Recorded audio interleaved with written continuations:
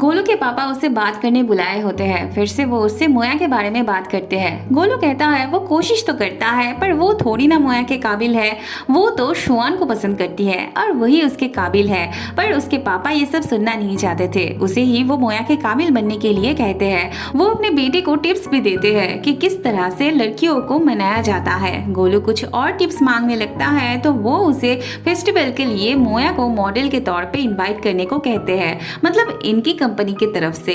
बाद में गोलू मोया के घर आया होता है। मोया एक खुशखबरी लेके आई होती है। उसके पापा तो गोलू की तरफ से मॉडल होने के बारे में बोलते हैं, पर मोया को लग रहा था उसके पापा को कैसे पता चला, क्योंकि वो तो शुआन की कंपनी को हाँ कह के आई थी। फिर तो बात क्लियर होने पे सभी हैरान हो जाते हैं। मोया को शुआन की कंपनी के लिए ही मॉडल बनना था। देखते देखते फेस्टिवल आ जाती है। मोया भी देखने चली आती है। मोया को जिस पे चढ़ना था वो बहुत ऊंची होती है। वैसे हाइट अगर उतनी ना रखा जाए तो दिखने में अच्छा नहीं लगता, पर मोया को ऊंचाई से डर लगता था।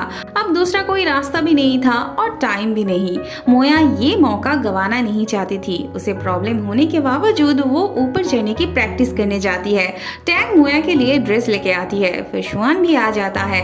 मोया की हालत देख के वो उसे रिप्लेस करने की बात करता है। तब मोया हिम्मत करके चढ़ने जाती है, पर उससे सच में नहीं हो रहा था। फिर बात संभालने के लिए दोनों भाई टैंग से ही मोया की जगह लेने के लिए कहते हैं। बाद में टैंग को ऐसे ले आया जाता है। वो ऊपर से फूल छिड़क रही होती है। मोया टैंग के लिए खुश भी थी और खुद उस जगह पे ना होने की वजह से सैड भी थी। फिर सभी रास्ते में पता नहीं क्या छिड़कते हैं, जिस वजह से इनके पैर फिसलने लगते हैं। यूमिंग और शुआन मिलके फिलहाल के लिए तो संभाल लेते हैं, पर थोड़ी देर बाद फिर से सब बैलेंस खोने लगते हैं। तब शुआन जल्दी से ऊपर चढ़ के टैंक को संभालता है। वहाँ ये दोनों तो अपने में ही खोने लगते हैं, पर मोया को बहुत बुरा लग रहा था। वहाँ ये चारों दोस्त मेले में आते हैं। टैंक का भाई सिर्फ शुआन की बहन को ये दिया होता है। उसके दोस्त वो लेना चाहते थे तो वो लेके भागने लगता है। एक्चुअली वो बाकी दो दोस्तों को भगा के शुआन की बहन के साथ रहना चाहता था। शुआन की बहन को भी बहुत खुशी होती है। वहाँ गोलू मोया के लिए प्रेयर का सामान लेके आता है। थोड़ी देर बाद शुआन की भाभी भी प्रेयर का सामान लेके आती है। ये चीज शुआन की मॉम ने खास करके शुआन और यूमिंग के लिए बनाई थी, पर शुआन तो टैंक को दे देता है।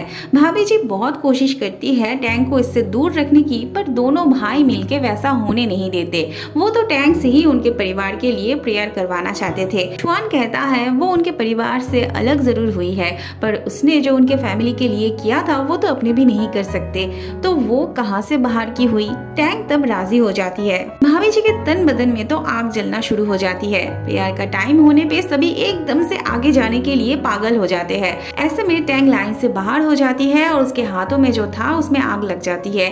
फिर शुआन आके आग बुझाता है। टैंक को सच में बहुत बुरा लग रहा था, पर शुआन उसे ज्यादा सोचने से मना करता है। बाद में वहीं पे रखा हुआ मरने वालों की नेम प्लेट पे वो अपने पापा का नाम देखती है तो मंदिर के मेंबर से पूछने आती है, पर उसे ज्यादा कुछ पता नहीं होता। घर जाके वो अपने पापा का फोटो देखते हुए बहुत रोने लगती है। बाद में वो जब अपने भाई को बताती है तब वो भी टूट जाता है। टैंक उसे संभालने लगती है। वह भाभी जी अपने सासू माँ को बता देती है कि मॉडल के तौर पे टैंक को लिया गया था। उसकी सासू माँ को बहुत गुस्सा आने लगता है। तब भाभी जी थोड़ा और एडवाइस देने लगती है।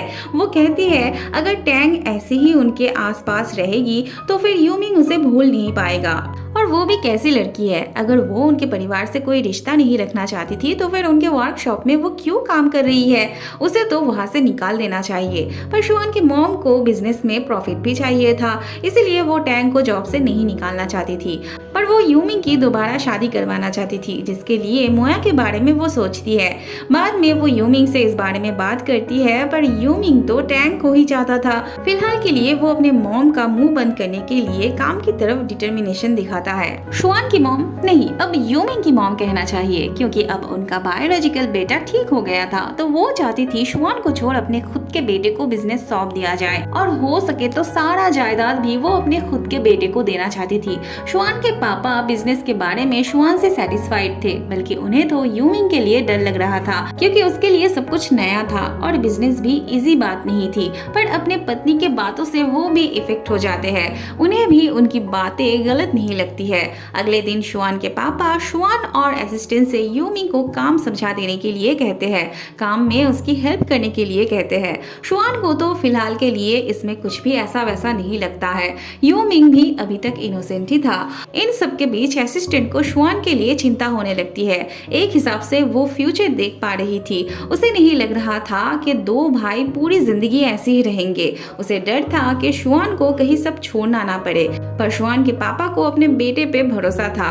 उन्हें नहीं लग रहा था कि दोनों भाई कभी भी एक दूसरे के कॉम्पिटिटर बन सकते हैं। वह मोया की सौतेली माँ प्रेग्नेंट हो गई थी, जिससे उसके पापा को खुशी भी मिलती है और मोया से डर भी लगता है, क्योंकि मोया ने बस एक ही शर्त पे उन्हें अपनी मर्जी से शादी करने की परमिशन दी थी कि उनकी पत्नियां कभी भी प्रेग्नेंट नहीं हो सकती, पर ये तो अपने बच्चे को जन्म दे के ही रहती।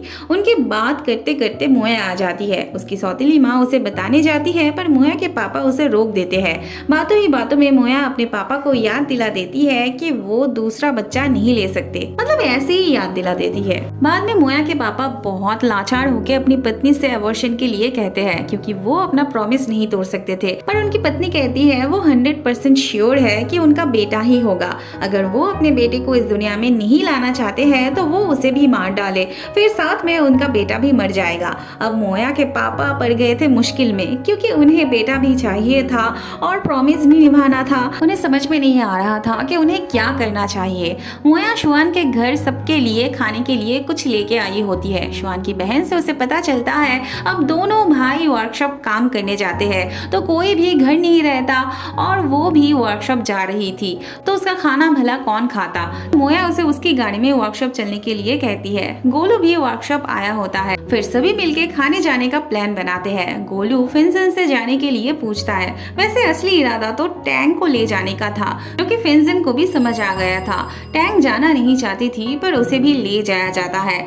फिर सभी मिलके खाना खाते खाते बात करते करते एंजॉय करते हैं। बाद में यूमिंग शुआन से कहता है उसे बिजनेस के बारे में थोड़ा बहुत जानना था, वर्कशॉप का काम देखना था। उसे लगता है बिजनेस के मामले में वही परफेक्ट है, वो सब कुछ अच्छे से संभाल सकता है। ये वर्कशॉप उसी से जुड़ा है। उसके आने से शायद वो उदास था। यूमिंग फिर से घर में ही रहने की बात करता है और सब कुछ उसे ही संभालने के लिए कहता है, पर शुआन कहता है वो मॉम डैड का असली बेटा है। वो तो एडॉप्टेड था, फिर भी उन्होंने उसे अपने बेटे की तरह पाला। उसे इतनी अच्छी एक बहन मिली और सबसे बड़ी बात उसे उसके जैसा एक भैया मिला, जो कि दोस्त से भी बढ़कर था। वो उसे अपनी सारी बातें शेयर कर सकता था, यही तो उसके लिए बहुत ज्यादा था। शुआन यूमिंग से कहता है वो काम पे आना ना छोड़े, मॉम डैड को उससे बहुत उम्मीद है। यूमिंग कहता है वो तो मजाक कर रहा था। मोया की सौतेली माँ उसे अपने बच्चे के लिए भीख मांगने आती है। वो कहती है वो अब बड़ी हो गई है, उसके पापा भी 2 दिन बाद फिर से किसी को शादी करके ले आएंगे, पर उनका क्या होगा। अभी तो वो जवान है, पर 2 दिन बाद उसकी भी उम्र हो जाएगी। अपना कहने वाला उसका कोई नहीं रहेगा। अगर वो बच्चे को जन्म देती है तो उसे एक सहारा मिल जाएगा। वो प्रॉमिस करती है कि उसके हक में कोई भाग नहीं डालेगा। उसे अब तक जैसा प्यार मिलते आया था वैसे ही मिलेगा। उसे कोई प्रॉब्लम नहीं होने देगी वो। मोया पहले तो इनकार करती है, पर मन ही मन वो भी वीक पड़ गई थी। उसे भी अपने सौतेली माँ के लिए बुरा लग रहा था। अगले सीन में हम देखते हैं शुआन अपने पापा से बात करने आता है। वो अपने पापा को बता देता है कि वो और यूमिंग दोनों ही टैंक को पाना चाहते हैं। इसके लिए दोनों ही कोशिश कर रहे हैं। उसके पापा को टैंक को जुए में जीतने के जैसे लग रहा था, मतलब ये भी कोई बेट लगाने की चीज होती है। इससे वो दोनों टैंक को छोटा कर रहे हैं, पर शुआन कहता है ऐसा कुछ नहीं है, टैंक को वो अपना बना के रहेगा। उसके पापा कहते है उन्हें भी हालात की वजह से अपने प्यार को छोड़ना पड़ा था, तो कभी कभी सबकी भलाई के लिए सैक्रिफाइस करना पड़ता है। पर शुआन को सैक्रिफाइस नहीं करनी थी। वह यूमिंग अपने मॉम से मिलने आया होता है। यूमिंग को उसकी मॉम की बातों से समझ में आ जाता है कि वो उसके साथ मोया की शादी करवाना चाहती है, पर यूमिंग कहता है अभी काम पे फोकस करना है उसे।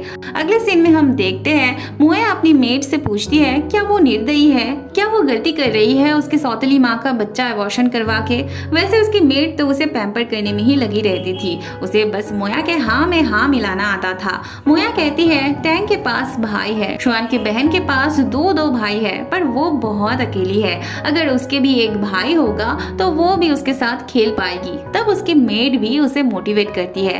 बाद में मोया अपने पापा से मिलने आती है। बेचारे बहुत उदास थे, पर मोया जब वो बच्चा रखने के लिए राजी हो जाती है तब उसके पापा तो खुशी से झूम उठते हैं। एक तरफ शुआन था जिसके लिए कस्टमर्स मायने रखती थी, और दूसरी तरफ यूमिंग था जिसे बिजनेस में प्रॉफिट चाहिए थी। वो असिस्टेंट से कम दाम के पैकेजिंग करने के लिए कहता है और इस बारे में किसी से भी बोलने के लिए मना करता है। वो कहता है अगर कुछ हुआ तो वो संभाल लेगा। काम के बाद शुआन टैंग के लिए गिफ्ट लेके आता है, फिर यूमिंग भी उसके लिए गिफ्ट लेके आता है, पर टैंग किसी के भी गिफ्ट नहीं लेती। अब कम दाम के पैकेजिंग में प्रॉब्लम तो होनी ही थी, और ऐसा होने से कस्टमर थोड़ी ना वहाँ रुकते, तो वो गुस्सा होके चली जाती है। शुआन को पता चलता है ऐसा यूमिंग ने करने को कहा था। वह यूमिंग टैंग के लिए महंगी गिफ्ट लेके आता है। टैंग लेना नहीं चाहती थी। ऐसे में शुआन यूमिंग को बात करने बुलाता है, फिर वो टैंग के हाथों में गिफ्ट देके चला जाता है।